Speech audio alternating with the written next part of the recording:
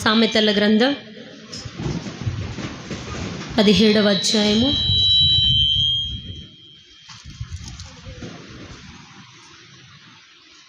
17వ అధ్యాయము 3వ వచనం చదవండి. వెండికి మూస తగినది, కొలిమి తగినది,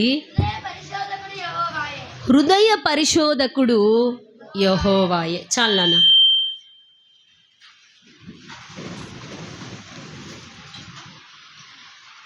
ఇక్కడ రాయబడిన మాటను మనం గమనిస్తే వెండికి ఏముందంట? వెండికి మూస ఉందంట. బంగారానికి ఏముందంట? కొలిముందంట. మరి ఒక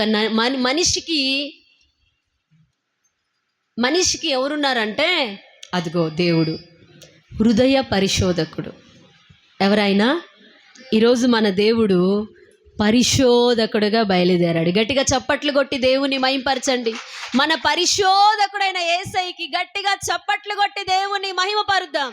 praise the Lord, praise the Lord, praise the Lord, praise the Lord, praise the Lord. వెండిని, అందులో ఉన్నటువంటి మలినాల్ని శుద్ధి చేయాలంటే మూస ఉంటుందట. వెండిలో దాన్ని కరిగించి దాంట్లో ఉన్న మంచిని వేరు చేయడానికి మూసను వాడతారట. అలాగే బంగారానికి కూడా అందులో ఉన్నటువంటి వేస్ట్, మలినాలు పోవాలంటే బంగారాన్ని కొలిమిలోకి తీసుకెళ్తారట.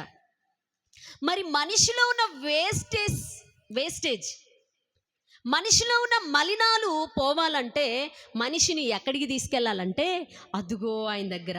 ఎవరైనా మనిషిలో ఉన్న వేస్టేజ్ అన్నీ పోవాలంటే ఆయన నిన్ను పరీక్షించాలి, పరిశోధించాలి. అందుకే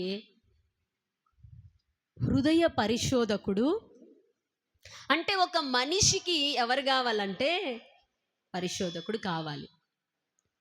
ఇప్పుడు మన పిల్లలు, జాగ్రత్తగా వినండి, మన పిల్లలు ఉన్నారు. మీ పిల్లలందరూ స్కూల్కి వెళ్తున్నారు, చదువుకుంటున్నారు. అందరి పిల్లలకి పరీక్ష పెట్టి మీ పిల్లవాడికి లేదా మీ పాపకి ఎగ్జామ్ పెట్టకపోతే వెంటనే మీరేం చేస్తారు?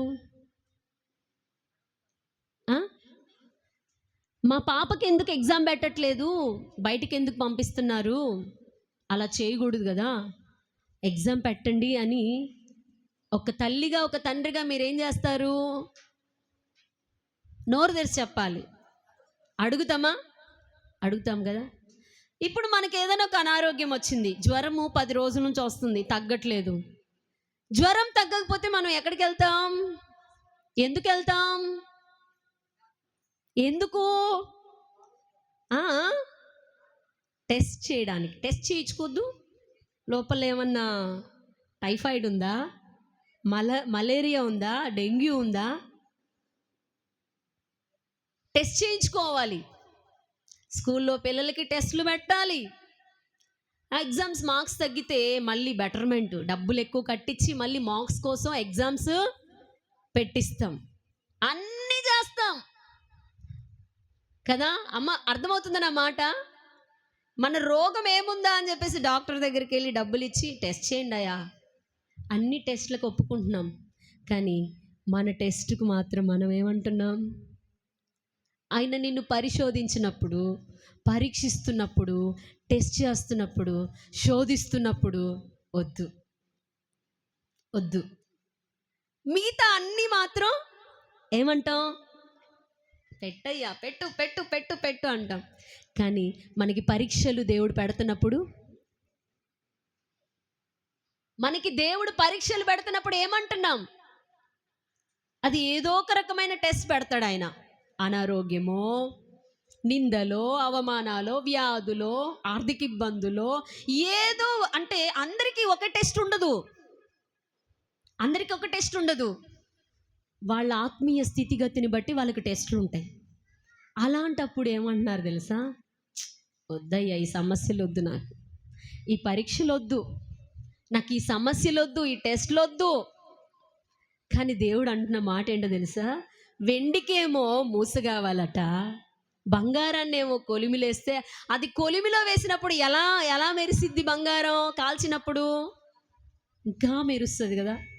అలాగే మనల్ని కూడా మన దేవుడు మన హృదయాన్ని పరిశోధించినప్పుడు, మనని పరీక్షించినప్పుడు, మనల్ని టెస్ట్ చేసినప్పుడు మనం ఇంకా మెరవాలి. గట్టిగా చప్పట్లు కొట్టి దేవుని మహిమపరుద్దాం. అయితే మీకు కావాలా వద్దా పరీక్షలు? వద్దా కావాలా చెప్పండి. కావాలవి. అప్పుడే మనం నెక్స్ట్ క్లాస్లోకి ప్రమోట్ అవుతాం. నెక్స్ట్ క్లాస్ అంటే ఆత్మీయంగా ఎదుగుతున్నట్టు లెక్క. హల్లెలూయా, హల్లెలూయా.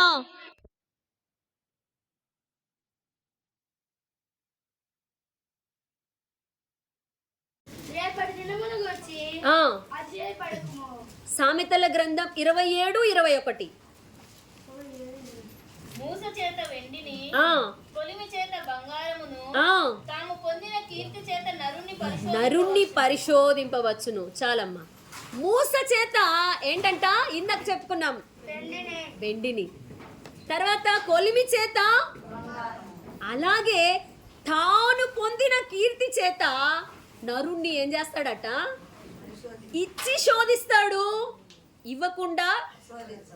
ఇప్పుడు మీరు కొంతమంది ఇచ్చి శోధనలో ఉన్నారు, అంటే దేవుడి ద్వారా ఆశీర్వాదాలు పొందుకొని పరీక్షించబడుతున్నారు, పరిశోధించబడుతున్నారు. కొంతమంది కార్యాలు జరగకుండా, అంటే దేవుడి ద్వారా పొందకుండా శోధించబడతా ఉన్నారు. అయితే ప్రతి మనిషిని ఏది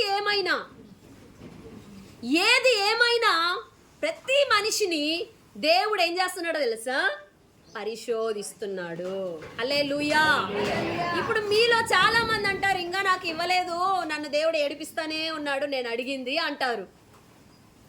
అప్పుడు దేవుడు ఇవ్వట్లేదంటే నువ్వు ఎక్కడున్నట్టు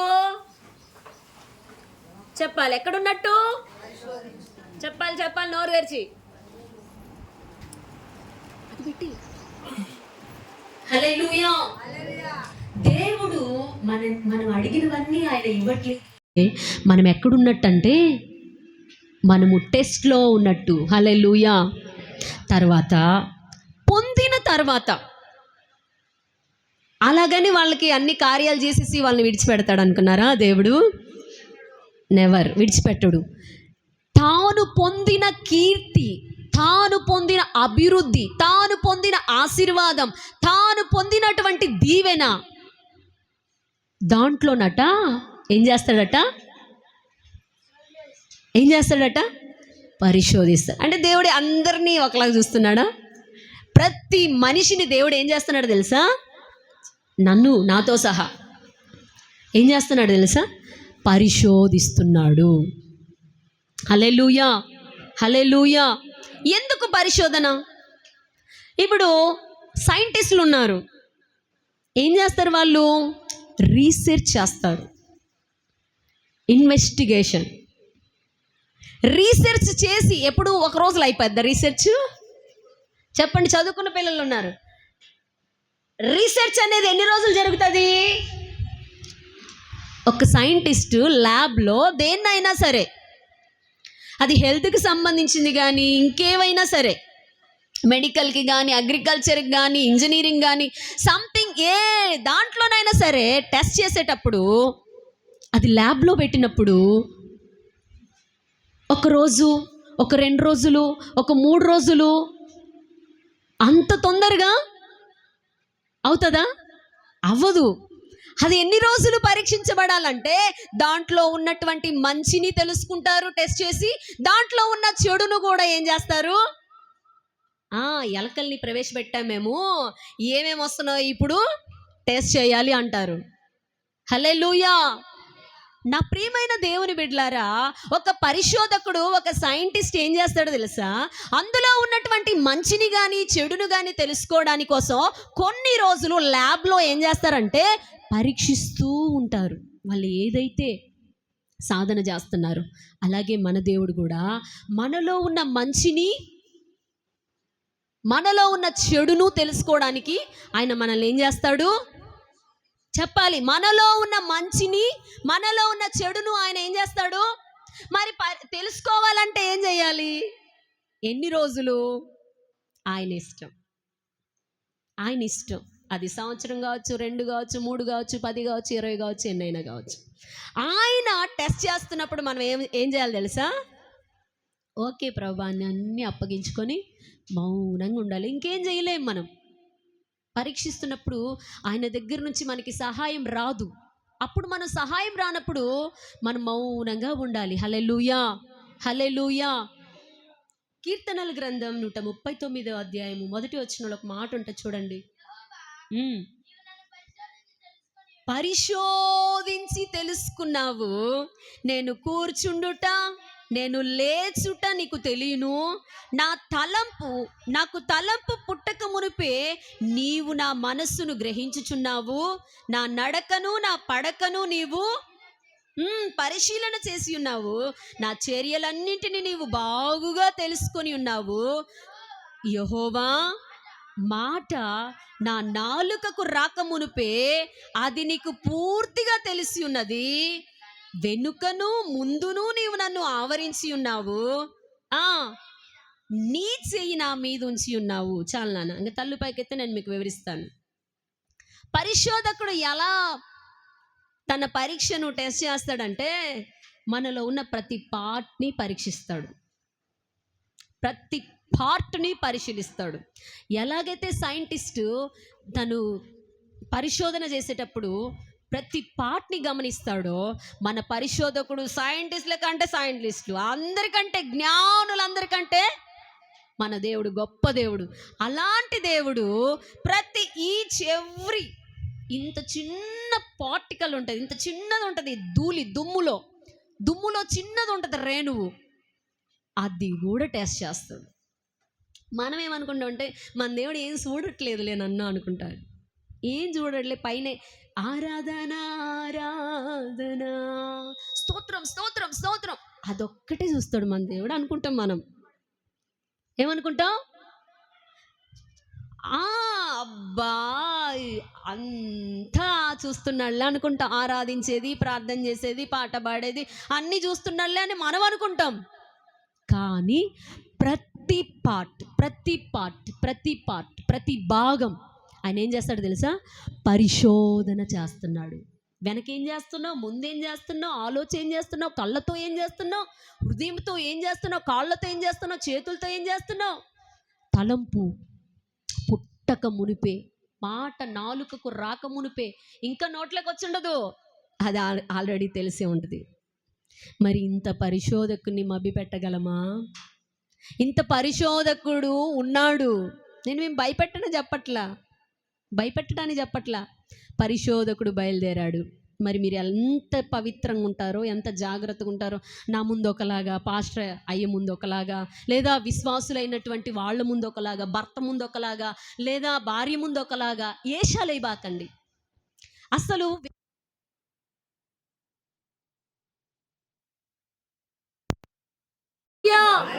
వేషధారణ భక్తి అసలు వద్దు మనకు. పరిశోధకుడు అన్నీ ఏం చేస్తున్నాడు? ఎలా మనం ఏం మంచోళ్ళమా? పరిశోధించకపోతే మనం ఆయనలాగా ఎలా మారిపోతాం? ఆయన ఆలోచన ఏంటో తెలుసా? ఈ పాపిష్టి మనిషిని ఆయనలాగా చేయాలనుకుంటున్నాడు. ఈ పాపిష్టి మనిషిని అసలు ఈ అబ్బాయి అంతా అచ్చం వాళ్ళ నాన్న పోలికే, అచ్చము వాళ్ళ అమ్మ పోలికే అంటాం. మరి అచ్చం యేసుక్రీస్తు పోలికే అని ఎప్పుడంటాం మనల్ని అంటే, అదుగో పరిశోధకుడు పరిశీలించినప్పుడు. హల్లెలూయా, హల్లెలూయా. ఇర్మియా గ్రంథం 17వ అధ్యాయము 9వ వచనం 10వ వచనం ఒకసారి చదవండి. ఇర్మియా గ్రంథం 17, 9, 10 చదవండి ఎవరైనా. అన్నిటికంటే మోసకరమైనది, ఘోరమైన వ్యాధి కలదు, దాన్ని గ్రహింపగలిగిన వాడెవడు? ఈ మాట అందరు అండర్లైన్ చేసుకోండి. ఒకని ప్రవర్తనను బట్టి వాని క్రియల ఫలము చొప్పున ప్రతీకారము చేయుటకు యెహోవాను నేను, యెహోవాను నేను ఏంటంట? యెహోవాను నేను. చాలు నాన్న. యెహోవానే నేను. ప్రతి మనిషి నాతో సహా హృదయము అన్నిటికంటే ఘోరమైన వ్యాధి. మనం ఏమనుకుంటాం అంటే ముసుగేసుకొని వచ్చి అబ్బా భక్తుడు, అబ్బా ఎగురుతుంటే అబ్బా అబ్బా అనుకుంటాం. మన హృదయము, ప్రతి ఒక్క హృదయము ఘోరమైనటువంటి వ్యాధి ఉంది. అన్నిటికంటే అది మోసకరమైంది, ఘోరమైన వ్యాధి. భక్తులం కాదు మనం. మన అందరి హృదయాలు ఎట్టనే తెలుసా? ఘోరంగా ఉన్నాయి. అలాంటి ఘోరమైనటువంటి ఆ హృదయాన్ని ఏం చేయాలో తెలుసా? ఆయన టెస్ట్ చేసి నిన్ను నలిపినట్టు నలిపి, దేంతో? ఆర్థిక ఇబ్బందులతో, సమస్యలతో, శ్రమలతో, ఇబ్బందులతో, కష్టాలతో, బాధలతో నిన్నేం చేయాలో తెలుసా? అణిచి, అప్పుడు నీకున్న అహము, నీకున్న గర్వం, నీకున్న ఎచ్చులు, ఏందది? ఎచ్చులు అనగాలంటే నీ నేరుట్లోకి తీసుకురావాలి తెలుసా? పరిశోధకుడు ఎట్ట తీసుకురావాలో అట్ట తీసుకొస్తాడు. అవన్నీ పోయి వ్యాధి, మన హృదయము వ్యాధితో ఉన్న హృదయము మంచి హృదయముగా మారిపోవాలి. హల్లెలూయా. అందుకని ఏం చేయాలి? ఆయన టెస్ట్ చేయాలి, పరిశోధించాలి. హల్లెలూయా, హల్లెలూయా, హల్లెలూయా. అన్ని చెప్తున్నాడు, మంచి చెప్తున్నాడు, చెడు చెప్తున్నాడు, అన్ని చెప్తున్నాడు. కానీ మనం ఏం తెలుసా? మంచి చెయ్యం, చెడే చేసుకుంటూ వెళ్తాం. మంచి చెప్తున్నాడు, చెడు చెప్తున్నాడు దేవుడు, మళ్ళా టెస్ట్ పెడుతున్నాడు. అర్థమవుతుందా? మంచి చెప్తున్నాడు, చెడు చెప్తున్నాడు, టెస్ట్ పెడుతున్నాడు, పరిశోధించడానికి వస్తున్నాడు. మనం ఏం చేయాలి? బైబిల్లో చక్కటి సౌండ్, న్యాయాధిపతుల గ్రంథం 2వ అధ్యాయం 10వ వచనం చదవండి.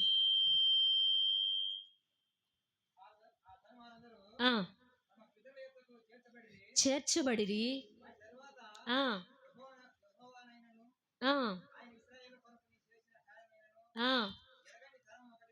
పుట్టగా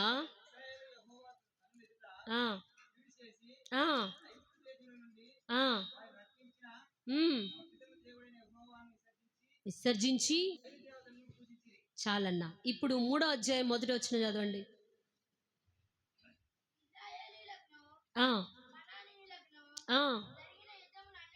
అన్నిటినీ శోధించి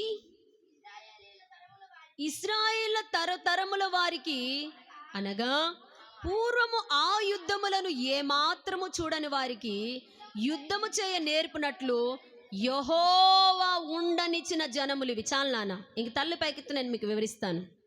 ఇశ్రాయేలీలందరూ కూడా ఎట్లా దేవుడు పరిశోధిస్తాడో అవన్నీ చెప్తున్నా. పరీక్ష వచ్చినప్పుడు నేను ఫెయిల్ అయిపోయానని చెప్పొద్దండి. నాకు పరీక్ష పెట్టినప్పుడు దేవుడు నేను ఫెయిల్ అయిపోయాను, విఫలం అయిపోయాను, ఓడిపోయాను చెప్పొద్దండి. దేవుడు ఎట్లా పరిశోధన పెడతాడో, ఎట్లా పరీక్ష పెడతాడో అన్నీ చెప్తున్నా, జాగ్రత్తగా వినండి. ఇశ్రాయేల్ ప్రజలట అందరూ చనిపోయారు. ఎవరందరూ? ఇప్పుడు 2వ అధ్యాయము 22వ వచనంలో ఏముందంటే, యెహోషువ చనిపోయిన కాలమున శేషించిన జనములలో ఏ జనమును వారి ఎదుట నుండి నేను వెళ్ళగొట్టను. ఈ మాట అండర్లైన్ చేసుకోండి అందరూ. యెహోషువ కాలములో కొంతమంది శత్రువులు వచ్చారు, వాళ్ళని నేను యెహోషువకు అప్పగించలా. అమలారా వినండి, జాగ్రత్తగా వినండి. యెహోషువ నాయకుడిగా ఉన్నాడు, మోషే చనిపోయాడు. యెహోషువ కాలంలో శత్రువులందరినీ కూడా అందరినీ నాశనం చేశాడు. కానీ కొంతమంది శత్రువులను అలాగే ఉండనిచ్చాడు. ఇప్పుడు పితరులందరూ కూడా నిద్రించారు. పితరులు అంటే ఎవరు? మోషేతో వచ్చిన వాళ్ళందరూ కూడా మరణించారు. ఇప్పుడు ఎవరున్నారంటే వాళ్ళ పిల్లలు ఉన్నారు. పిల్లలారా వినండి, మీకు కూడా ఇప్పుడు వాళ్ళ పిల్లలు ఉన్నారు. తల్లిదండ్రులందరూ పిల్లలందరూ కూడా మరణించారు. ఇప్పుడు పిల్లలు ఉన్నారు. ఆ పిల్లల గురించి దేవుడు చెప్తున్న మాట ఏంటో తెలుసా? 3వ అధ్యాయము ఆ మొదటి 2-3 వచనాల్లో వాళ్లకు యుద్ధము నేర్పునట్లు ఆ శత్రువుల శేషాన్ని అలాగే ఉంచాడంట. అర్థమవుతుందా? ఏంటయ్యా ఆ రోజు యెహోషువను మీరు లేపుకున్నారు కదా, మరి యెహోషువ వీళ్ళని చంపలేదంటే, యెహోషువకు దేవుడు ఆ శత్రువులను అప్పగించలేదంట. ఎందుకు శత్రువులను అప్పగించలేదయ్యా? ఆ శత్రు సైన్యాన్ని నువ్వు అలాగే ఉంచావంటే, ఇదిగో వారి కుమారులను పరిశోధించడానికి నేను వాళ్ళ శత్రువులను అలాగే ఉంచాను. హల్లెలూయా. చూద్దామా? 4వ వచనం చూడండి.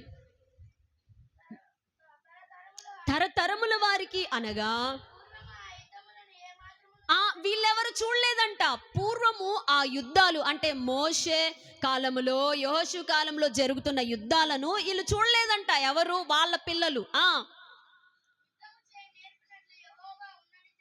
ఏ మాత్రమును చూడని వారికి యుద్ధము చేయ నేర్పినట్లు యెహోవా ఉండనిచ్చిన జనములివి.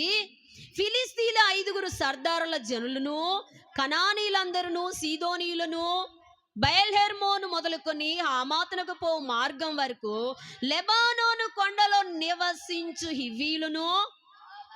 ఈ మాట అందరూ అండర్లైన్ చేసుకోండి. యెహోవా మోషే ద్వారా తమ తండ్రులకిచ్చిన ఆజ్ఞలను వారు అనుసరింతురో లేదో తెలుసుకున్నట్లు ఇశ్రాయేలీలను పరిశోధించుటకై ఆ జనములను ఉండనిచ్చెను. ఏ జనములను? అర్థమైందేమన్నా?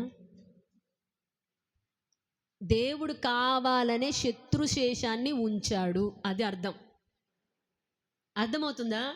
కావాలని ఏందయ్యా, ఒకటి ఇది పోయింది కదా మళ్ళీ ఇంకోటి పెడతావు సమస్య అంటే, కావాలనే సమస్య ఉండనిస్తున్నాడు. పరిశోధించడానికంట యెహోషువ చేతికి ఆ రోజు అప్పగించలేదంట. అర్థమవుతుందా? ఆ రోజు యెహోషువ చేతికి ఎందుకయ్యా అప్పగించలేదని అడిగితే, యెహోషువ వాళ్ళందరినీ చంపేశాడు అనుకో, శత్రుశేషం ఏమి లేకుండా అలాగే ఉన్నారనుకో, వీళ్ళు ఇంకా విచ్చలవిడిగా తిరుగుతారు. అసలు వీళ్ళు శత్రుశేషం ఉంటే ఏం చేస్తానంటే, నేను వీళ్ళు ఎప్పుడైతే తిరగబడ్డారనుకో ఆ శత్రువులకి నేను అప్పగించేస్తాను. అర్థమవుతుందా? నా మాట అర్థమవుతుందా?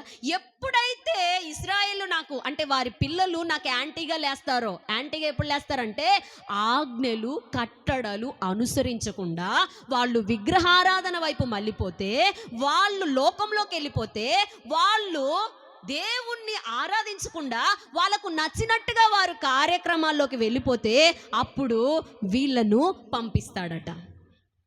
ఎవరిని? అంటే దేవుడు ఏం చేస్తున్నాడు? ఒక పక్క శత్రువులను అట్నే ఉండనిచ్చుకుంటున్నాడు. ఆయన కోసం పరిశోధించడానికి శత్రువులను ఉంచుకుంటున్నాడు. మళ్ళా నువ్వు ఏడిస్తే కరిగిపోయి ఆ శత్రువులను ఆయన ఏం చేస్తున్నాడు చెప్పాలి? అణిచివేస్తున్నాడు. అంటే మన దేవుడు ఎంత గొప్ప దేవుడు! నువ్వు ఆజ్ఞలు కట్టడలు గైకొంటూ విగ్రహారాధన చేయకుండా, వ్యభిచారపు ఆలోచన చేయకుండా, గుర్తుపెట్టుకోండి, దేవుడికి నచ్చదు వ్యభిచారం.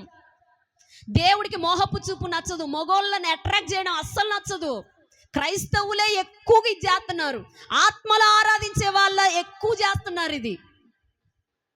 దేవుడికి నచ్చదు విగ్రహారాధన, దేవుడికి నచ్చదు వ్యభిచారము, దేవుడికి నచ్చదు చెడు తలంపు, దేవుడికి నచ్చదు లోక సంబంధమైన కార్యక్రమాలు. ఎప్పుడైతే వీళ్ళు వెళ్ళిపోయారో, ఉండనిచ్చాడు కదా శత్రుజనం, శత్రుశేషం ఉండనిచ్చాడు కదా, వాళ్ళని పంపించేశాడు. వాళ్ళంట ఆ ఊరి పిల్లలతో వియ్యం అందుతున్నారంట. ఏ ఊరి పిల్లలు? దేవుడు వద్దన్నాడు కదా, వాళ్ళతో నువ్వు వియ్యమందొద్దు, వాళ్ళను పెళ్లి చేసుకోవద్దు, వాళ్ళతో నువ్వు వాళ్ళతో బంధుత్వ ధర్మం జరిగించొద్దు, నీ పిల్లల్ని ఇవ్వద్దు, వాళ్ళ పిల్లల్ని చేసుకోవద్దంటే వాళ్ళతోనే పోయి వియ్యమందారంట. ఇంటికి వెళ్ళి చదువుకోండి. 6వ వచనము 7వ వచనం ఇంటికి వెళ్ళి చదువుకోండి. ఇక ఎప్పుడైతే వాళ్ళ పిల్లల్ని పెళ్లి చేసుకోవడం, వాళ్ళ పిల్లల్ని ఇవ్వడం ఇలా చేస్తున్నారో వాళ్ళు విగ్రహారాధనలోకి తీసుకెళ్ళిపోయారంట. దేవుడు అప్పుడు ఈ ఉండనిచ్చిన శత్రువు ఉన్నారు కదా, శత్రువులు వాళ్ళకి అప్పగిచ్చేశాడు. అయ్యా మాకు సమస్యలు వస్తున్నాయి అయ్యా, మొన్న నాకు జ్వరం వచ్చింది. ఈనండి చెప్తా, నేను కూడా అయ్యా ఏమన్నా పొరపాటు చేశాను, ఏమన్నా నీ డబ్బులు ఏమన్నా తినేసినా, నేను పిల్లలకి శుక్రవారం ఇక్కడికి వచ్చేసా, ఫుల్ జ్వరం 103 ఒకడికి 101 ఒకడికి. ఇంకా భయం వేస్తుంది, ఏంది ప్రభు నాకేమో ఫుల్ జ్వరం వచ్చింది, నేనేమన్నా పాపం చేసినా, ఏం చేసినా, నీ డబ్బులు ఏమన్నా తిన్నానా? అదిగో వాళ్ళకి 1500 పెట్టొచ్చింది మా అమ్మ. వీడికి వచ్చేసరికి వాళ్ళని తీసుకుపోయింది హాస్పిటల్కి. 2 రోజులు అట్లనే వెయిట్ చేస్తున్నా, హాస్పిటల్ పెట్టబుద్ధి కావట్లే, డబ్బులు అస్సలు మనసు రాదు హాస్పిటల్ పెట్టడం. ఏమన్నా తప్పు చేశానా, ఏమన్నా పాపం చేశానా, ఏమన్నా చేశానా ప్రభువా చెప్పయ్యా, ఒప్పుకుంటున్నాయ్యా, డబ్బులు ఏమన్నా తినేసినానా, నీ డబ్బులు, లేకపోతే ఇంకేదన్నా పొరపాటు ఏమైనా చేశానా, నన్ను హింసిస్తున్నావు, ఏంది ప్రభువా నా వల్ల కావట్లేదయ్యా, పిల్లలు చూస్తే 103 ఒకరి 101 జ్వరాలు, వాళ్ళు తట్టుకోలేక హాస్పిటల్ తీసుకుపోయి 1500 డబ్బులు తగలబెట్టేసి వచ్చారు, బాధ మామూలుగా లేదు. అప్పుడు దేవుడు అంటున్నాడు, నాతో క్లియర్గా చెప్తున్నాడు, నేను అడుగుతున్నా, 2-3 రోజుల దాకా ఏం మాట్లాడట్లా, 2-3 రోజుల దాకా అసలు ఏం రెస్పాన్స్, దొంగగా మళ్ళీ చెప్పడం నాకు చేత కాదు, చెప్పలేదంటే చెప్పలేదు దేవుడు అంట, అంతే. 2-3 రోజుల దాకా మాట్లాడుతుంటే ఏం చెప్పట్లే, ఏమైనా చెప్పిండా దేవుడు అన్నాడు పాజిటివ్ వచ్చి, ఏం చెప్పలేదు, నాతో ఏం మాట్లాడట్లేదు అన్న. 2-3 రోజుల తర్వాత అప్పుడు చెప్తున్నాడు, అతన్ని నలగొట్టుటకు యెహోవాకి ఇష్టమాయను, ఆ కిందే ఉంటుంది, వ్యాధిని నేను అనుగ్రహించాను. 53 అధ్యాయంలో ఉంటుంది, అతన్ని నలగొట్టుటకు యెహోవాకి ఇష్టమాయను అని దాని కిందనే ఉంది, వ్యాధిని నేనే అనుగ్రహించాను అని. అమ్మయ్య అప్పుడు నెమ్మది వచ్చిందమ్మ, నేనే తప్పు చేయలేదు కదా ప్రభువా, ఏదైనా చేసే చెప్పు అయ్యా, ఒప్పుకుంటా అయ్యా, నాకేం సిగ్గే లేదు, ఒప్పుకోవడానికి నేను అసలు ఎంతమందిలేని ఒప్పుకుంటా అయ్యా, చెప్పయ్యా, ఏ తప్పు చేసినాను, ఏ డబ్బులు తిన్నానో, నీ సొమ్ము, ఆ సొమ్ము రాబడతావు కదా తింటే, అందుకని ప్రభువా నీ సొమ్ము ఏమో తింటే చెప్పు ప్రభు, ఇచ్చేస్తాను ప్రభు అని ప్రార్థన చేసుకుంటా ఉంటే ఒక 2-3 రోజుల తర్వాత ఈ మాట గుర్తు చేస్తాను, ఏం తెలుసా, అట్టటోళ్ళు జ్వరాలు బాగా వస్తారు, వాళ్ళ కోసం ప్రార్థన చేయమని. హల్లెలూయా. ఆ బాధ నేను అనుభవించి తట్టుకోలేదనుకో, నాకు ఆ పెయిన్ తెలియదు అనుకో, వాళ్ళ కోసం అంత భారంగా నేను ప్రార్థన చేయలేనని దేవుడు క్లియర్గా చెప్తున్నాడు. నువ్వు అనుభవిస్తేనే నువ్వు వాళ్ళ కోసం ఏం చేస్తావు, ప్రార్థన చేయగలుగుతావని. అమ్మాయి అప్పుడు నెమ్మది వచ్చింది. హల్లెలూయా, దేవునికి మహిమ కలుగునుగాక. మనం టెస్ట్ చేసుకోవాలి, ప్రభువా నేనేం విగ్రహారం చేయలేదు, అసలు ఏ మొగోడు వైపు కూడా ఇట్ట కళ్ళల్లో కళ్ళు పెట్టి ఇంతవరకు చూడలే, ఏ తప్పు చేయలేదు, ఏ మొగోడు వైపు చూడలా, ఏ డబ్బులు తినలేదు, ఏ విగ్రహ సంబంధమైన చేయలేదు, ఒప్పుకోవడం, నేను ఏ మొగోళ్ళ వైపు చూడట్లేదు, ఏ పాపపు ఆలోచనలు రావట్లేదు, ఎప్పుడు కూడా ప్రజలు దేవుడు కుటుంబం ఇదే పిచ్చి తప్ప ఇంకేం లేదు కదా. ఏం చేస్తున్నా ప్రభువా ఎందుకయ్యా అని ఏడుస్తూ ఉంటే దేవుడు నాకు క్లియర్గా చెప్పాడు, దేవుడి ఆజ్ఞలు, దేవుడి కట్టడలు గైకొంటూ పోతే దేవుడు మనల్ని అసలు అప్పగించడు శత్రువుకి. ఎప్పుడైతే చూడండి విగ్రహారాధన వైపు వెళ్ళిపోయారో వీళ్ళందరూ, వెంటనే శత్రువుకి అప్పగించేశాడు, వాళ్ళు వచ్చి టార్చర్ పెడుతున్నారు. మళ్ళీ అయ్యా క్షమించు క్షమించు క్షమించు అని ఏడిస్తే మళ్ళా ఓత్నీయేలు లేపుకున్నాడు, కాలేబు అల్లుడు ఓత్నీయేలు లేపుకున్నాడు, ఆయనను రక్షకునిగా నియమించి వాళ్ళందరినీ కాపాడుకున్నాడు. హల్లెలూయా. నువ్వు ఎప్పుడైతే దేవుడి తట్టు తిరుగుతాడో దేవుడు నీ తట్టు తిరుగుతాడు. నువ్వు దేవుని తట్టు తిరగలేదనుకో నీ తట్టు తిరగడు. ఎంత వగలేడుపులు ఏడ్చినా అది షూర్, మనం ఎంత వగలేడుపులు ఏడ్చినా, ఎంత ఓవర్ యాక్షన్ చేసినా, మనం దేవుడి తట్టు ఆజ్ఞలు గైకొనకుండా విగ్రహారాధన చేస్తూ మనకు నచ్చినట్టు మనం తిరుగుతూ ఉంటే ఎంత ఏడ్చు తిరగడు షూర్. ఇది మాత్రం నువ్వన్నీ గైకొను, ఎట్లా పరిశీలిస్తే తెలుసా, నీలో ఉన్న నలుసు రవ్వంత పాపం కూడా పరీక్షిస్తాడు. ఏదది, మైక్రోస్కోప్లో పెట్టి చూస్తే ఇంత చిన్నది ఇంత పెద్దది కనపడుతుంది. బాటనీలో ఈ ఎక్స్పెరిమెంట్లు చేస్తూ ఉంటుంటే చిన్నది ఇది మొక్క ఇంత కట్ చేసి ఆ మైక్రోస్కోప్లో పెడితే అది ఆ మైక్రోస్కోప్లో ఇంత పెద్దది కనపడుతుంది. మరి మైక్రోస్కోపే ఇంత పెద్దదిగా చూపిస్తే మరి నీ సమస్య దేవుడికి పరిశోధకుడు టెస్ట్ చేస్తున్నప్పుడు నీ ఇంత చూపిడా? ఇంతది అవ్వదు ఆయనకి. హల్లెలూయా. ఇంతదే కదా నలుసు, నేను చేసేది ఇంత చిన్న నలుసే కదా, తప్ప అంటే ఆయన దృష్టిలో నలుసు కూడా భూతద్దంలో పెట్టి చూస్తే నలుసు కూడా పెద్దదే మరి. హల్లెలూయా, హల్లెలూయా. నా ప్రియమైన దేవుని బిడ్డలారా, ఆ అసలు నేను ఈ మాట బిత్తరపోయా. శత్రువులందరినీ ఉడనిచ్చుకున్నాడంట ఆయన కోసం. నువ్వు ఓవర్ యాక్షన్ చేస్తే అదిగో పో, నా బిడ్డని బాధ పెట్టడానికి నువ్వు ఓవర్ యాక్షన్ చేయకుండా చెప్పింది చెప్పినట్టు వింటుంటే తోలు తీస్తా నా బిడ్డ జోలికి వస్తా అంటాడు. మరి నువ్వు ఓవర్ యాక్షన్ చేస్తే అదిగో ఎల్లు. నువ్వు మాట వింటూ ఉంటే లేపడు. శత్రువులు కూడా దేవుడి చేతిలో ఉన్నారు. గుర్తుపెట్టుకో, నీ శత్రువు ఆయన చేతిలో ఉన్నాడు. నువ్వు ఆయన మాట వింటూ వెళ్తే ఆయన శత్రువులు నీకు అప్పగించడు. శత్రువుల చేతికి నేను అప్పగించడు. ఇంకో మాట చెప్తా, చాలా ఇవి రాసి పెట్టుకోండి. ఇవి ఎక్కడ దొరకవు. ఇవి చాలా ఇవి మన జీవితాలకు అవసరం. ఎలా పరిశోధిస్తాడో చెప్తున్నా నేను. ఇంకో మాట రండి, దినవృత్తాంతముల మొదటి గ్రంథం 28వ అధ్యాయం 9వ వచనం. త్వరగా చదివితే నేను త్వరగా చెప్పేస్తా. దినవృత్తాంతముల మొదటి గ్రంథం 28వ అధ్యాయం 9వ వచనం.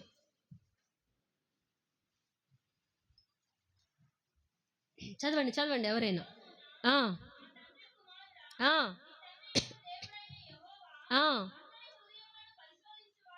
పరిశోధించువాడును ఉన్నాడు. మళ్ళీ ఒకసారి 9 మళ్ళీ మొదటి నుంచి చదవండి. సొలొమోనా నా కుమారుడా, నీ తండ్రి యొక్క దేవుడైన యెహోవా అందరి హృదయములను పరిశోధించువాడు. ఎవరంట? సొలొమోనుతో తన కొడుకుతో కూర్చోబెట్టుకొని మీ పిల్లలకి ఏ రోజన్నా కూర్చోబెట్టుకొని చెప్పారా?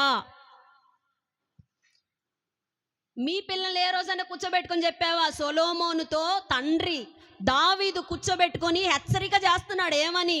సొలొమోనా, నాయనా, కుమారుడా, మీ తండ్రి దేవుడు అందరి హృదయాలు ఎరిగిన దేవుడు. ఆయన ఎవరంట? హృదయములను పరిశోధించువాడు, ఆలోచనలన్నింటినీ సంకల్పములన్నింటినీ ఎరుగును. గుర్తుపెట్టుకో, హృదయం పరిశోధించే దేవుడు. నువ్వు ఒకవేళ మాట వింటే నీ రాజ్యం నిలబడుతుంది. ఆ కింద ఆ అధ్యాయం ఇంటికి వెళ్ళి చదువుకోండి. నేను గొర్రెల దొడ్లో ఉన్నా, రాజునై ఉన్నా, యూదా గోత్రంలో పుట్టిన నన్ను దేవుడు ఎన్నుకున్నాడు. నేను మందిరం కట్టాలని చాలా ఆశపడ్డా, కానీ నా చేతులు రక్తంతో ఉన్నాయి. నేను యుద్ధాలు చేశాను కదా, నా చేతులు రక్తంతో ఉన్నాయి. అందుకని నువ్వు కట్టడానికి వీల్లేదు మందిరం, నీ కొడుకు కడతాడని నాకు చెప్పాడు నాయన. అందుకని నేను డబ్బులన్నీ సిద్ధపరిచి, మెటీరియల్ అంతా సిద్ధపరిచి నీ కొరకు ఉంచాను నేను. ఇప్పుడు ఆ బాధ్యత ఎవరికి అప్పగిస్తున్నాడో తెలుసా? సొలొమోనా, నాయనా, ఈ బరువు బాధ్యతను దేవుడు నీకు అప్పగిస్తున్నాడు. అయితే చెప్తూ అన్నాడు, దేవుడు నా దేవుడు, మీ తండ్రి దేవుడు. ఎవరైనా మీ తండ్రి దేవుడు ఎవడు? దావీదు.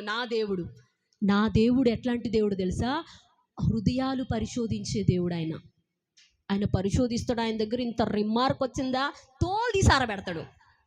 మీకు చెప్పాలంటే తోలు తీసి ఆరబెడతాడు. ఆయన దగ్గర చాలా జాగ్రత్తగా బతకాలి అన్నాడు. ఓకేనా? వినండి, నేను మామూలుగా చెప్పేసుకుంటా వెళ్తాను, టైం లేదు కాబట్టి అన్నాడు. ఓకేనా? సరే, నువ్వు జాగ్రత్తగా ఆయన మాటలు వింటూ, ఆయన కట్టడలు వింటూ, ఆయన చెప్పినట్టు చేస్తూ పోతే నీ రాజ్యం ఉంటుంది. నువ్వు ఒకవేళ తోక జాడిచావా నీ రాజ్యము నిలవదు అన్నాడు. ఓకేనా?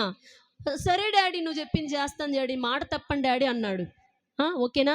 మాట తప్పని అన్నాడు అని ఇక అన్ని మందిరం కట్టాడు, అన్ని పనులు చేశాడు. ఇక రాను ఆ 27వ అధ్యాయంలో కీర్తి విస్తరించే కొద్దీ పరిశోధన ఎక్కువ జరుగుతుంది సొలొమోను మీద. 27 సామెతలు చదువుకుని ఏమని 27:17లో కీర్తి ఎక్కువయ్యే కొద్దంట పరిశోధనలు ఎక్కువైపోయినాయి. డబ్బు ఎక్కువయ్యే కొద్దీ, అభివృద్ధి ఎక్కువయ్యే కొద్దీ, ఆశీర్వాదం ఎక్కువయ్యే కొద్దీ పరిశోధనలు ఎక్కువైపోయినాయి. ఎవరి పరిశోధనలు? అర్థమవుతుందన్నమాట. అంటే నీకు డబ్బు ఎక్కువయ్యే కొద్దీ, అభివృద్ధి ఎక్కువయ్యే కొద్దీ, ఆశీర్వాదం ఎక్కువయ్యే కొద్దీ నీ మీద శ్రద్ధ ఎక్కువ నిలుపుతున్నాడు. నీ మీద పరిశోధించడానికి ఎక్కువ దృష్టి నిలుపుతున్నాడు. అప్పుడు గర్వపడతావా, ఏం చేస్తావోనని సొలొమోను మీద కొంచెం దృష్టి ఎక్కువ పెట్టి చూస్తున్నాడు. అప్పుడట 1000 మంది భార్యలను చేసుకున్నాడు పెళ్ళి. పోయి యుద్ధం చేస్తాడంట. జ్ఞానం కావాలి ప్రభువా అంటే జ్ఞానం ఇచ్చాడు. నాకు ఇంతమందిని పరిపాలన చేయడానికి జ్ఞానం సరిపోదయ్యా, నాకేమొద్దయ్యా అని అంటే అప్పుడు ఆయన అన్నాడు, అబ్బా నువ్వు డబ్బు అడగట్లేదు, శత్రు ప్రాణం అడగట్లేదు, ఆయుష్ అడగట్లేదు, ఈ ప్రజల్ని పరిపాలించడానికి జ్ఞానం కదా అని అన్నీ ఇచ్చేసాడంట. ఇక అన్నీ ఇచ్చిన తర్వాత పొందుకున్న జ్ఞానాన్ని యూజ్ చేసి ఏం చేస్తుంది తెలుసా? ఏ రాజైన యుద్ధానికి వచ్చాడనుకో పోయి వాళ్ళ కూతుర్ని పెళ్లి చేసుకొచ్చుకుంటున్నాడు. మోహించు, ఎవరినైనా అడగూసిండు ఇంకా ఇంట్లో తెచ్చిపెట్టుకోవాల్సిందే. ఎవరినైనా కన్ను పడిందా, కొత్తగా పెళ్ళైన జంటడు ఆమె మీద కన్ను పడిందంటే ఇంట్లో ఉండాల్సిందే, ఈయనతో పాపం చేయాల్సిందే. అట్లా తయారైపోయాడు. ఎవరు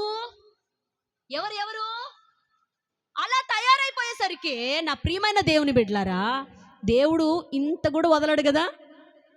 రండి రాజుల మొదటి గ్రంథం 11వ అధ్యాయం మొదటి 2 వచనాలు చదవండి త్వరగా. రాజుల మొదటి గ్రంథం 11 మొదటి 2 వచనాలు. త్వరగా మీ హృదయములను తమ దేవతల తట్టు త్రిప్పుదురు గనుక చదవండి. నీతో సహవాసం చేయకూడదనియో సెలవిచ్చున్నాడు. అయితే రాజైన సొలొమోను ఫరో కుమార్తెను గాక ఆ జనులలో ఇంకా అనేక మంది పరస్త్రీలను మోహించి కామాతురత గలవాడై వారిని ఉంచుకొనుచూ వచ్చిండంట. వాళ్ళను ఉంచుకొనుచూ వచ్చిండంట కామాతురత కలిగి. అతనికి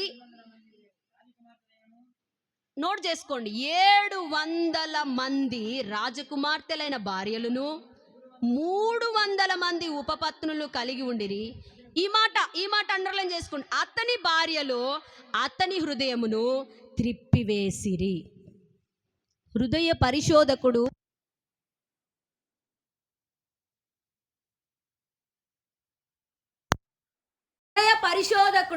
హృదయాన్ని పరిశీలన చేయడం ప్రారంభించాడు. ఈ హృదయంలో ఇప్పుడు ఎంతమంది కావాలంట? ఒక భార్య సరిపోదంట. 700 భార్యలు, రాజకుమార్తెలు భార్యలు చేసుకున్నాడు. 300 మంది ఉపపత్నులు, 1000 మంది భార్యలు అయ్యగారికి. ఆ భార్యలంట ఈ దేవుడి మీద ఉన్న హృదయాన్ని తిప్పేశారంట. భార్యలారా, ఇప్పుడు మీకు ఒక ప్రశ్న, మీ భర్తలను, మీ పిల్లలను దేవుడి మీద నుండి మనస్సును మళ్ళిస్తున్నారా? పోతాం అంతే. అర్థమవుతుందా? అమలారా, నన్ను బాధపడవాకండి. అక్కడ రాయబడిన మాట చెప్తున్నా. మనం ఎంతసేపు మన భర్తలను కానీ, మన పిల్లల్ని కానీ, మన బంధువులు కానీ దేవుడికి దగ్గర చేయాలి. నీ భార్యను చేసుకోవడం వల్ల, భర్తలారా, నీ భార్యను చేసుకోవడం వల్ల నీ భార్య నిన్ను దేవునికి దగ్గర చేసిందా?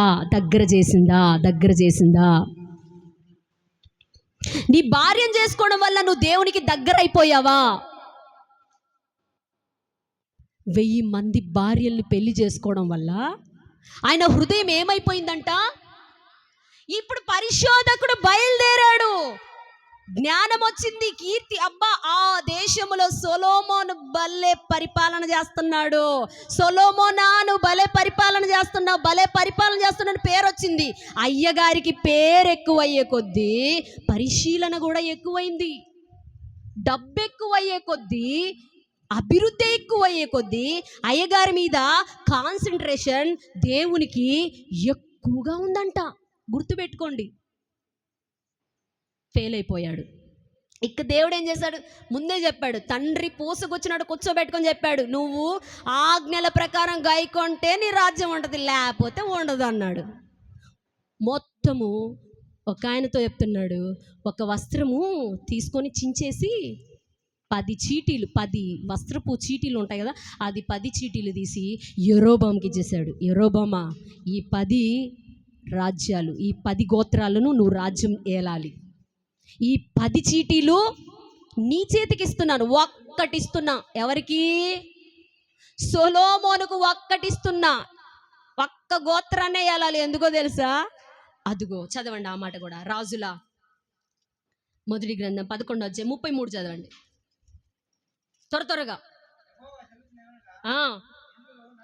జనులు నన్ను విడిచిపెట్టి అష్టరోతను సీదోనిల దేవతకును, కెమోషును మోయాబీల దేవతకును, మిల్కోమను అమ్మోనీల దేవతకును మ్రొక్కి సొలొమోను తండ్రి అయిన దావీదు చేసినట్లు నా దృష్టికి యోగ్యమైన దాన్ని చేయకయు, నా కట్టడలను నా విధులను అనుసరింపకయు, నేను ఏర్పరిచిన మార్గములలో నడవకయు ఉన్నారు గనక సొలొమోను చేతిలో నుండి రాజ్యమును కొట్టివేసి 10 గోత్రములను నీకిచ్చేదను. ఇప్పుడు 36 చదవండి. ఉంచుటకు నేను కోరుకొనిన పట్టణమైన యెరూషలేములో నా ఎదుట ఒక దీపము నా సేవకుడైన దావీదునకు ఎల్లప్పుడున్నట్లు అతని కుమారునికి ఒక గోత్రం ఇచ్చుదును. ఎన్ని గోత్రాలు ఇస్తున్నాడు? మిగతా అన్ని ఎవరికి ఇస్తున్నాడు? మిగతా గోత్రాలు యెరోబాము అని ఇస్తున్నాడు. అంటే ఎందుకు? నీకేమో ఇంత లోకపిచ్చి, మళ్ళీ పదవి కావాలా, నేనే హెడ్గా ఉండాలా, నీకేమో ఆడోళ్ళు కనిపిస్తే ఊరుకోవు. ఎవరు? ఆడోళ్ళు కనిపిస్తే ఊరుకోవు, మగోళ్ళు కనిపిస్తే ఊరుకోవు. మళ్ళీ నీకేం కావాలా? నేనే కింగ్, నేనే హోదా, నేనే రాజుగుండాలి. ఎట్టిస్తాడు అధికారిగా నిన్ను? ఎట్టిస్తాడు? నువ్వేమో ఇక్కడ ఓడిపోతున్నావా, మళ్ళీ నేనే పెత్తనం చెయ్యాలా, నేనే హెడ్గా ఉండాలా? నా ప్రియమైనదే, ప్రతి రవ్వ, నేను చెప్పాను కదా, ఇసుకలో, మట్టిలో, రేణులో ఇంత చిన్న ఫాల్ట్, మిస్టేక్ ఉన్నా సరే నీ దగ్గర నుంచి వచ్చిన ఆశీర్వాదం పోతుంది. హృదయ పరిశోధకుడు ఈరోజు బయలుదేరాడు. హల్లెలూయా, దేవునికి మహిమ కలుగునుగాక. హల్లెలూయా. సొలొమోను వదిలిపెట్టలేదు, ఇజ్రాయేల్ను వదిలిపెట్టలేదు, ఇక్కడున్న నన్ను కూడా వదిలిపెట్టడు, మిమ్మల్ని కూడా వదిలిపెట్టాడు. అందుకని పరిశోధకుడు లోపల హృదయాన్ని అంతా టెస్ట్ చేస్తున్నాడు. మరి ఆ టెస్ట్లో మీరు పాస్ అయితే మీకు ఇచ్చింది అలాగే ఉంటుంది.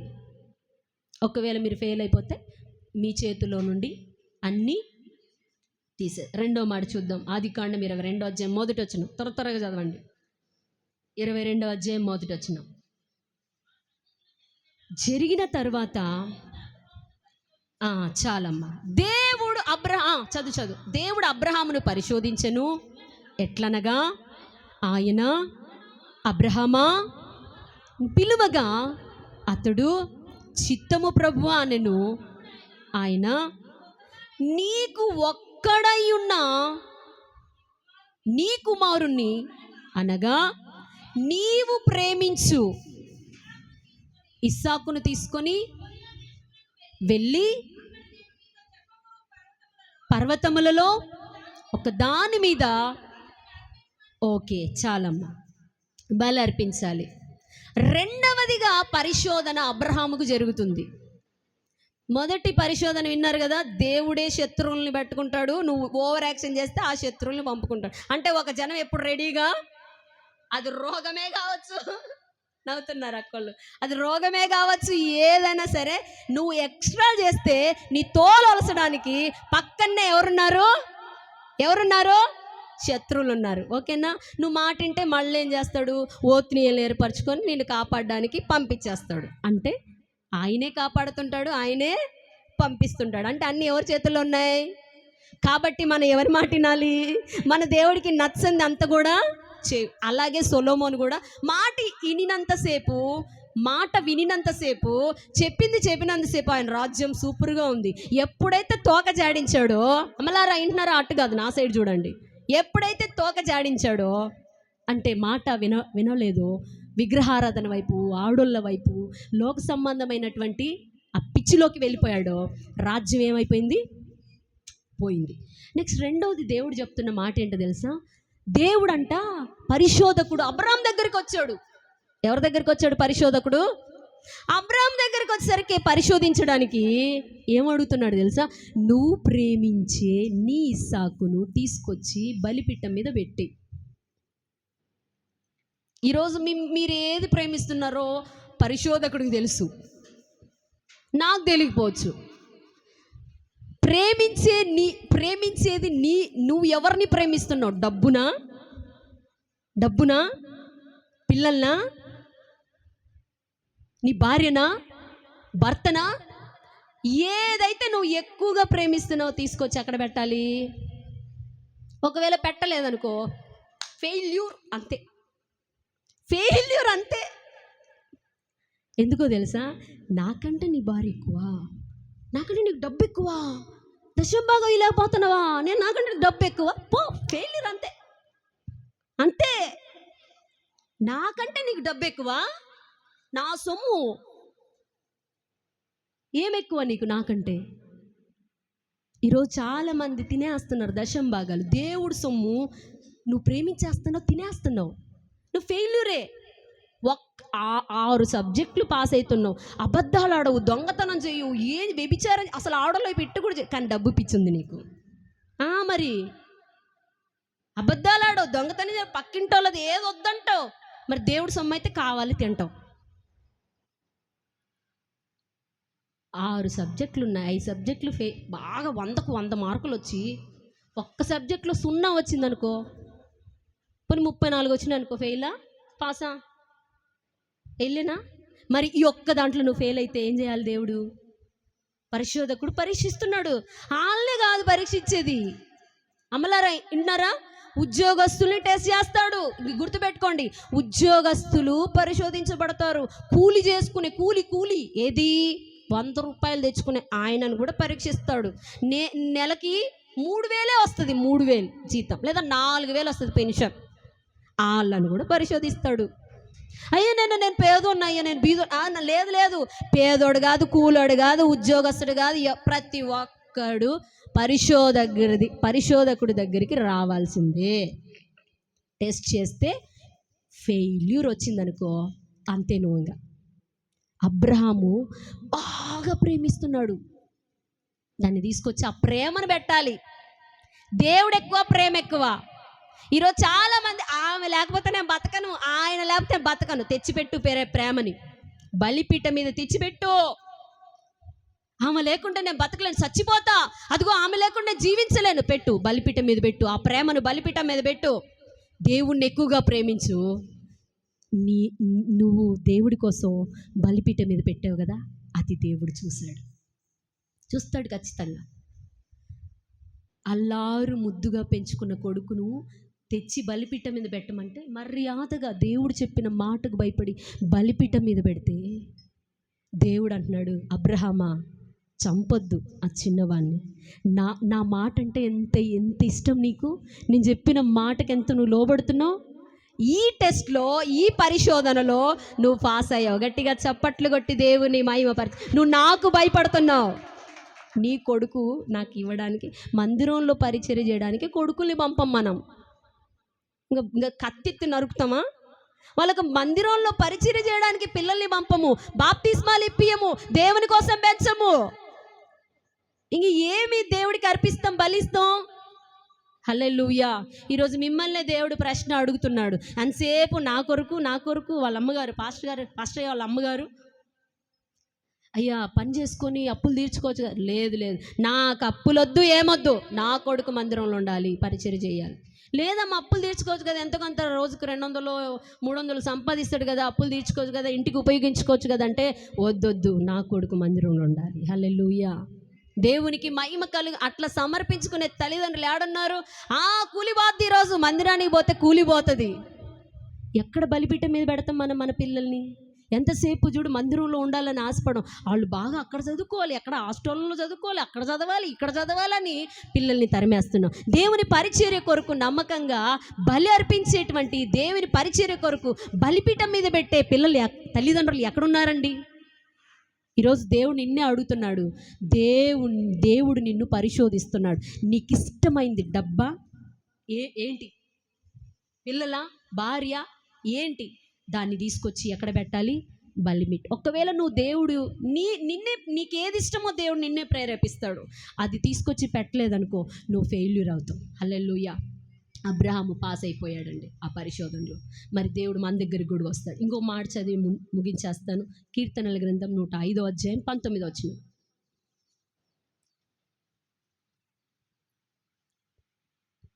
కీర్తనల గ్రంథం 105. ఈ మాట అందరూ చాలా జాగ్రత్తగా అండర్లైన్ చేసుకోండి. అతడు చెప్పినది నెరవేరు వరకు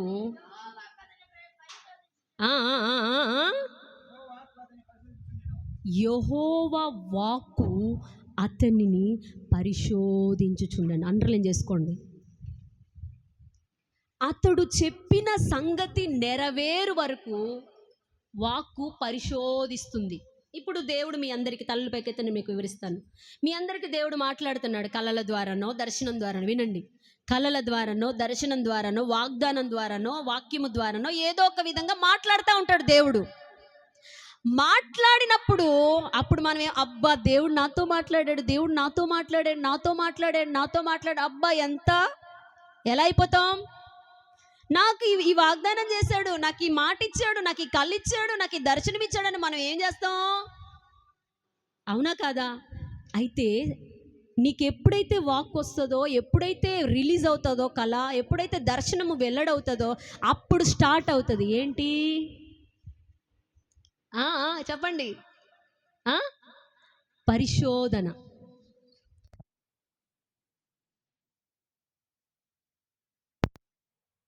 రాజునైపోతాను. యోసేపుతో దేవుడు కలిచ్చాడు. ఏమని? నిద్రపోతున్న వాళ్ళు గట్టిగా హల్లెలూయా. అందరు నిద్రపోతున్నారు.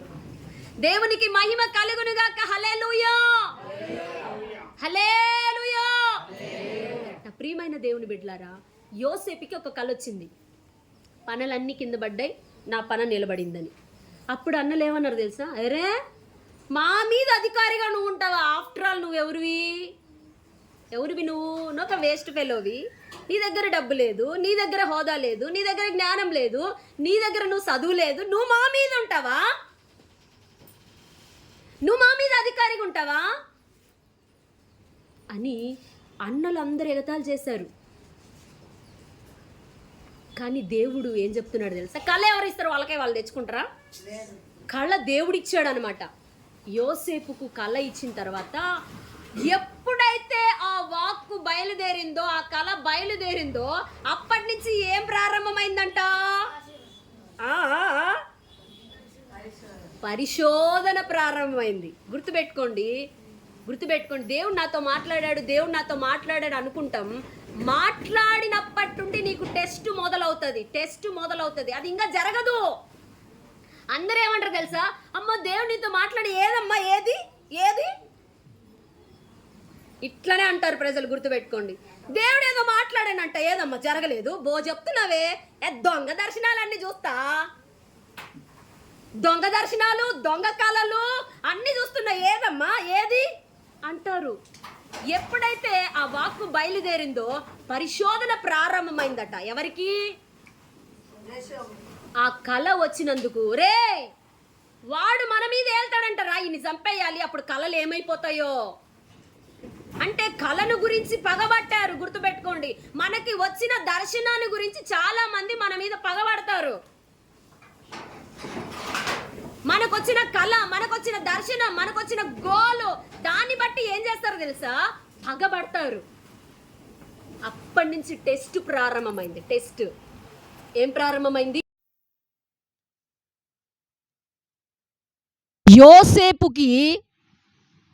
యోసేపుకి ఎప్పుడైతే కళ వచ్చిందో అప్పుడు పరిశోధన ప్రారంభమైంది. యోసేపు అబ్బా ఇంక నేను వెంటనే ఇంకొక సంవత్సరంలో 1 సంవత్సరంలో రాజునైపోతానేమో, అధికారిని అయిపోతానేమో, అందరిని ఏలుతానేమో అనుకున్నాడేమో పాపం. ఆయనని ఏం చేశారు తెలుసా? తీసుకెళ్ళి గుంటలో వేసేశారు. ఏరా యోసేపు, నీ కళ ఏమైంది? చంపేస్తే కళలన్నీ ఏమైపోతాయి? చచ్చిపోతాయి. అప్పుడు ఈడు మన మీద పెత్తనం చేయుడు అంటే ఏం లేదు నా ప్రియమైన దేవుని బిడ్డలారా. యోసేపు అధికారిగా ఉండడానికి, యోసేపు పెత్తనం చేయడానికి, యోసేపు హోదాలో ఉండడానికి వీళ్ళకి నచ్చట్లేదు. కానీ హోదాలో పెట్టాలని ఎవరు అనుకున్నారు? గట్టిగా చప్పట్లు కొట్టి దేవుని మహిమపరచండి. హోదాలో దేవుడు పెట్టాలనుకున్నప్పుడు అన్నలు ఏం చేస్తారు? కాకపోతే పరిశోధన ప్రారంభమవుతుంది. ఆ టెస్ట్లన్నిట్లో నువ్వు పాస్ అవ్వాలి. నువ్వు ఒక రాజుగా ఉండాలి, ఒక హెడ్గా ఉండాలి, ఒక హోదాలో ఉండాలి, ఒక ఉన్నతమైన స్థితిలో ఉండాలి. నీకు కళ్ళు వచ్చింటుంది, నీకు దర్శనం వచ్చింటుంది, అది వచ్చింటుంది, ఇది వచ్చింటుంది. అయితే అప్పుడు వెంటనే టెస్ట్ ప్రారంభమవుతుంది. ఆ టెస్ట్లో నువ్వు పాస్ అవ్వాలి. నీళ్ళు లేని బావిలో వేసేసారు, అమ్మేశారు. అయినా సరే, ఏందయ్యా నువ్వు అధికారిగా ఉంటా కలిచ్చావు, వీళ్ళందరూ నన్ను అమ్మేస్తున్నారని ఏ రోజు బాధపడలే యోసేపు. అమ్మబడ్డాడు. ఒక వస్తువు అంగడిలో అమ్ముతుల్లా, వస్తువు అంగడిలో మనం తెచ్చుకుంటాం కదా, అట్లా డబ్బులకి అమ్మబడ్డాడు. మౌనంగా ఉన్నాడు. పోతీఫర్ ఇంటికి వచ్చాడు. అక్కడికి వెళ్తే బాగా అన్ని పనులు చేయించుకున్నారు. అమ్మగారికి కన్నుబడింది. ఒప్పుకోలేదు. నేను పాపం చేయను, దేవుడు నన్ను ఏం చేసినా పర్వాలేదు, నువ్వు నన్ను ఏం చేసినా పర్వాలేదు, నేను నీతో పాపం చేయనని పాపం చేయనందుకు నింద వేసి జైల్లో కూడానంట. అక్కడే ఉంది చూడండి, చదవండి. 17వ వచనం, 105:17.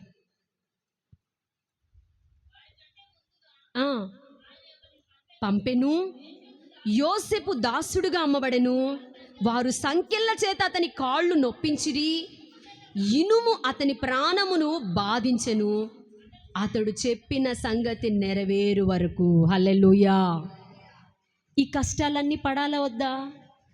ఇనుము జైల్లో వేసి, ఇనుము ఆ సంకెళ్ళతో బాధ పెట్టారు. చెయ్యని నేరానికి, తప్పు చేయలే, ఏం చేయలే, కానీ జైల్లో వేసి బాధ పెట్టారు. అవన్నీ తట్టుకున్నాడు. ఇక తట్టుకోలేక కలలు చెప్తే పానదాయకుల అధిపతి బయటికి తీసుకొస్తాడేమోనని ఆయన బతిమిలాడుకుంటున్నాడు. అయ్యా, ఇక్కడికి రావడానికి నేనేం తప్పు చేయలేదయ్యా, ఆ రాణితో ఆమెతో నేనేం పాపం చేయలేదయ్యా, నన్ను ఇక్కడి నుంచి బయటికి తీసుకురా అంటే ఆయన కూడా మర్చిపోయాడు. ఏ మనిషి నిన్ను బయటికి తీసుకురాడు, గుర్తుపెట్టుకోండి. దేవుడు నిన్ను బయటికి తీసుకురావాలి. నీకు పరిశోధన ప్రారంభమైంది.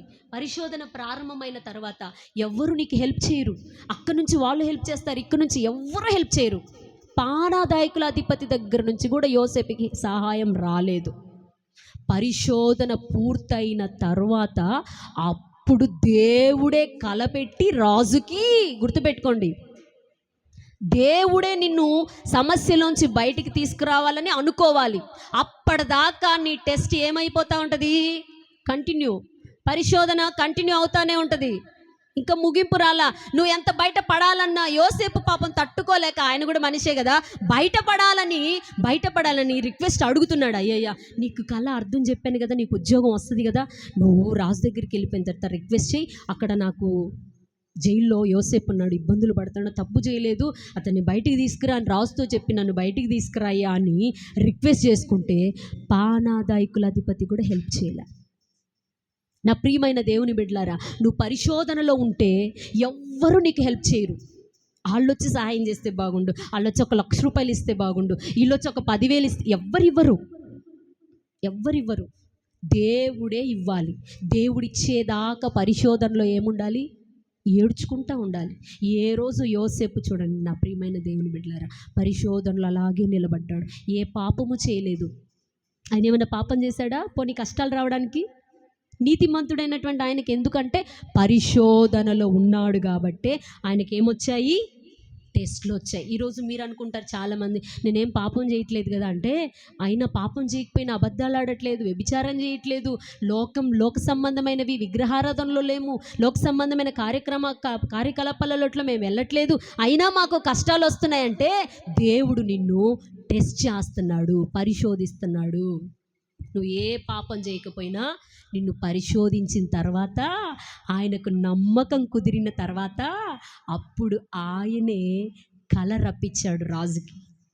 అప్పుడు అయ్యా పానాదైకులతో చెప్తున్నాడు, అయ్యా అక్కడ జైల్లో ఉన్నాడయ్యా, అతనైతే సూపర్గా చెప్తాడయ్యా. అప్పుడు రాజు దగ్గరికి తీసుకెళ్ళి కళ చెప్తే ఆ కళ భావం చెప్పాడు, నువ్వే ఇంకా 7 సంవత్సరాలు కరువు వస్తుంది, 7 సంవత్సరాలు పంట బాగా పండుతుంది అంటే ఆ పంట పండించిన దాన్ని నువ్వే సేవ్ చేసి ధాన్యాన్ని అంతటిని నువ్వే జాగ్రత్త చేసి ఈ రాజ్యాన్ని నువ్వే ఏలు అన్నాడు. హల్లెలూయా. కళ వచ్చింది ఏం తెలుసా, నువ్వు రాజుగా ఉంటావు, అధికారిగా ఉంటావు అని కలస్తే దేశాన్నే ఏలేటట్టుగా చేశాడు. ఓన్లీ 11 మందిని ఏల్తాడని వీళ్ళు అనుకొని చంపేద్దాం అనుకున్నారు, కానీ 11 మందిని ఏలడానికి కాదు, దేశాన్ని ఏలడానికి దేవుడు యోసేపుని పరిశోధించాడు. గట్టిగా చప్పట్లు కొట్టి దేవుని మహింపరచండి. నువ్వు దేశాన్ని ఏలడానికే టెస్ట్.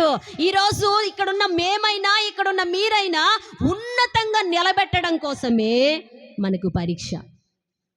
దేవుడే తీసేదాకా ఆ పరీక్షలో ఓపికతో సహనం ఇవ్వు నాయన, ఓపిక ఇవ్వు తండ్రి, కృప ఇవ్వు తండ్రి అని అడుక్కొని పరీక్షలో మనమందరం పాస్ అయ్యి మనకిచ్చినటువంటి అధికారములో మనమందరము నిలిచి ఉందుము గాక. ఆమేన్. ఈ కొద్ది మాటలు దేవుడు మీ వినికిడిలో ఆశీర్వదించును గాక.